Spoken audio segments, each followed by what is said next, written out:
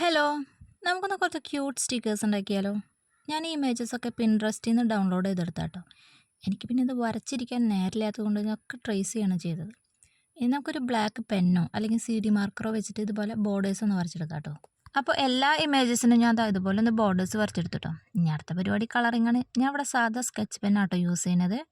Sketch പെന്നാകുമ്പോൾ നമ്മുടെ sticker കുറച്ച് dark കളറായിരിക്കും. അപ്പോൾ സ്കെച്ച് ഇഷ്ടമില്ലാത്തവർക്ക് ക്രയോൺസോ അല്ലെങ്കിൽ കളർ പെൻസിലോ യൂസ് ചെയ്യാം. അപ്പോൾ നമ്മുടെ പിക്ചർ മൊത്തത്തിൽ അതുപോലെ ഒന്ന് കളർ ചെയ്തെടുത്തിട്ടോ.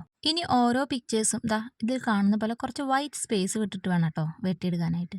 ഇനി നമുക്ക് വേണ്ടത് നെയിം സ്ലിപ്പിൻ്റെ ബാക്കിലുള്ള ആ ഒരു വൈറ്റ് പേപ്പർ ഉണ്ടല്ലോ, അതാണ് കേട്ടോ. അതല്ലെങ്കിൽ ബട്ടർ പേപ്പറോ അല്ലെങ്കിൽ ഏതെങ്കിലും ട്രാൻസ്പെറൻറ്റ് ഷീറ്റോ വേണം. ഇനി അതിൻ്റെ മുകളിലായിട്ട് നമുക്ക് ഈ സെല്ലോ ടേപ്പ് ഒന്ന് ഒട്ടിച്ചെടുക്കാം കേട്ടോ. ചുളിയാതെ ഒട്ടിച്ചെടുത്താൽ അത്രയും നല്ലത്. അപ്പം നമ്മുടെ കയ്യിൽ എത്ര ഇമേജസ് ഉണ്ട് അതിനനുസരിച്ച് വേണം സെല്ലോ ടേപ്പ് ഒന്ന് ഒട്ടിച്ചെടുക്കാൻ.